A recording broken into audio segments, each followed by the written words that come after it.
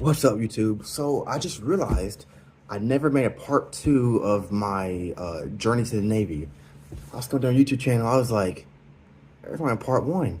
So basically, we're gonna do a rundown about the Navy video. So long story short, well, not long story short, I just get into it kind of.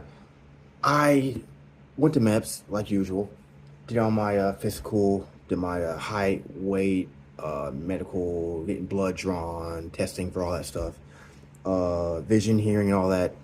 Just like usual, I passed all that, no problem.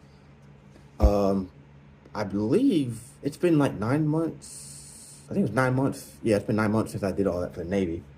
And obviously I got flagged for my vision, but they said I passed the vision test, but I had contacts in. Passed the vision, and then they told me that I was cleared, and then suddenly I had a flag for they suspected a heart murmur. So I was like, a heart murmur. So I was like, I'm about to make it in. Then they go put a heart murmur on my record. So they go do a heart consult.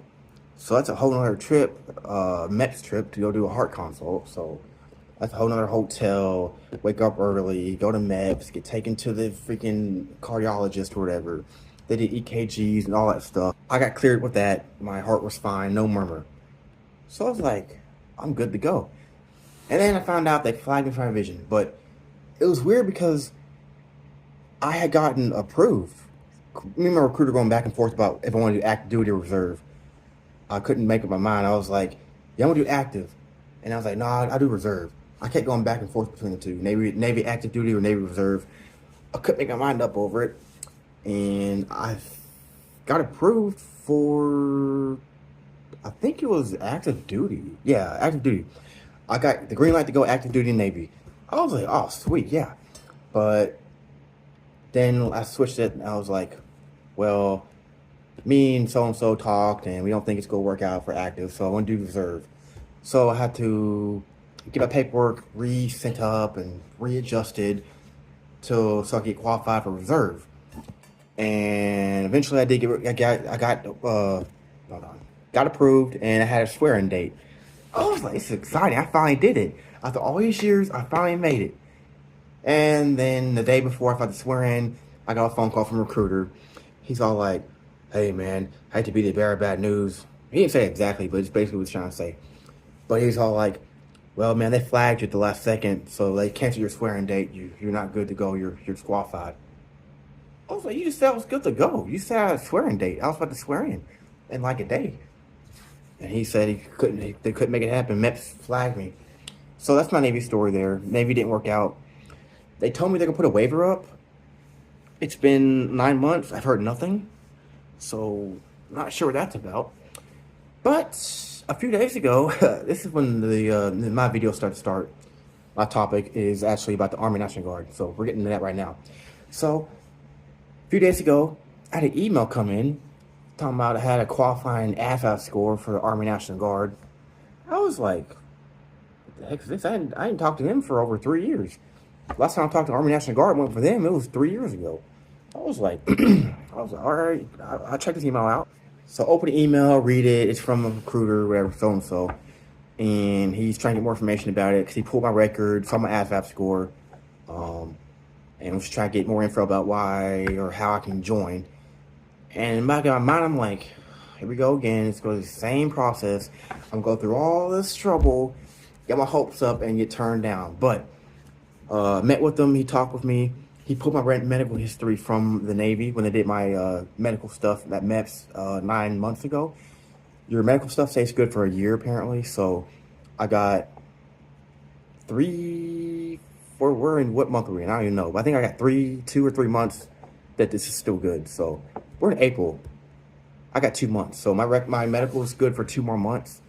After that, I do have to go back to MEPS and do the whole process over again, which I don't really want to do. It's a long process, and so so what he's gonna do, he pulled my medical history. He's gonna put a waiver up to go straight to National Guard. He came over. He made me sign a piece of paper that could release my info to him and expedite my waiver up to the Army National Guard to see what they say. They accept it or not, because they have all my they have my, they're pulling my medical history from the Navy, and the Navy has my, my vision records and the maps of my eye and all that, my vision scores and all that. So the Army National Guard's gonna go take that from the Navy and bring it in with them and see if they can get me a waiver. I just had that talk yesterday, so this is a fresh video.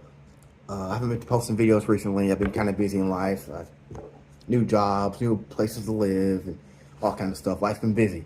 So, but this just popped up the other day, so I was like, I don't want to give up. So I'm still trying. You know, I'm still trying. I've been trying since 9 to 10 years. I've been trying ever since I turned 17. So it's been 9 or 10 years I've been trying to get into the military, active or reserve. And as you guys know, you see a Coast Guard flag behind me. You already know about the Coast Guard Auxiliary. I'm still in that. I've been doing that for 6 years. I'm happy with that. It's once a month. In my previous videos, you'll know we do everything, the Coast Guard missions, except for military and direct law enforcement. So, like I said, we do law enforcement. I mean, shoot. No, we do search and rescue, public affairs, agent navigation, all that stuff. But that's in my previous videos. You can go look at that if you want. This is more about what's going on currently with the Army National Guard, who popped up out of nowhere after 3 years. That surprised me. So I will keep you guys updated. This will be, let's start a series again. Journey into the, I don't know what I'm gonna call this one. I already got one for the Army. The Navy, I was doing one and it just kind of just fell apart. I didn't get too busy or just fell apart. I didn't have enough content to keep talking, but yes, recap, Navy didn't work.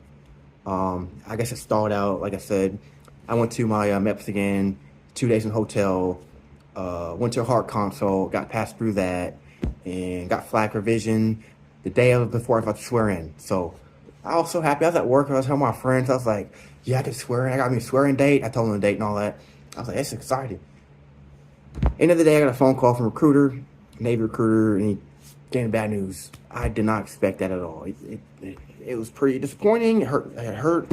I wasn't happy about it, but and life got busy. So I haven't really been chasing it as much until the Army National Guard recruiter emailed me yesterday and showed up at my house with some paperwork that I needed to sign, and he's going to send a waiver up right now. So I will let you guys know in the next video of what happens with that.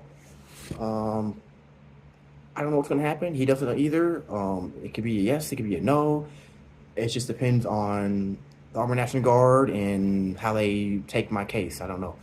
So stick with me in my next videos.